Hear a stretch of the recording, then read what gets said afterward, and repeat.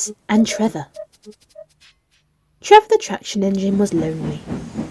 Edward came to see him every day, but there wasn't enough work for Trevor to do, and it depressed him terribly. "I do like to keep busy," he sighed one day, "and I like company, especially children." "Cheer up," smiled Edward. "The Fat Controller has a job for you at the new harbour. He's sent me to tell you about it. I'm to take you to the junction to meet Thomas today." "Hey!"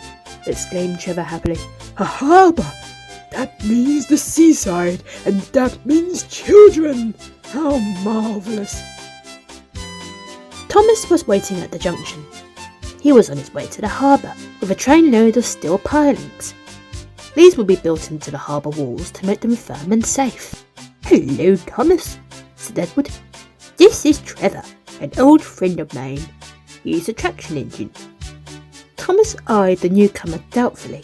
"A what?" he asked. "A traction engine," explained Trevor. "A steam engine that runs on roads instead of rails. Can you take me to the harbour, please? Edward says the Fat Controller has a job for me." Workmen coupled Trevor's truck to Thomas's train, and they set off.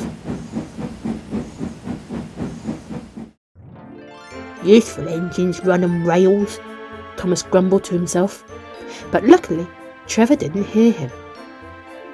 "I'm glad the Fat Controller needs me," Trevor said happily. "I don't have enough to do sometimes, you know. Although I can work anywhere. In orchards, on farms, in scrapyards, even at harbours." Thomas was puzzled. "But you don't run on rails," he objected. "I don't need rails to be useful," replied Trevor. "You wait and see." But when they reached the harbour, they found everything in confusion. Trucks had come off the rails. They blocked the line, and the stone that they had held laid higgledy-piggledy.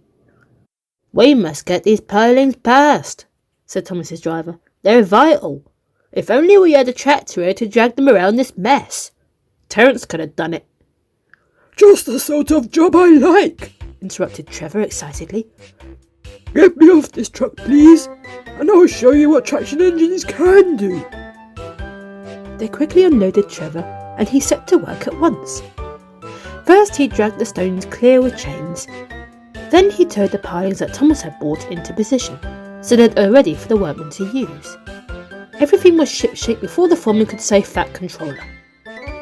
And later, when Thomas brought Annie and Clarabelle full of children from the villages along his branch line, Trevor gave them rides along the harbour. He had the time of his life. Everyone was sorry when it was time for Trevor to go home. They loaded him onto his truck once more, and Thomas pulled him to the junction.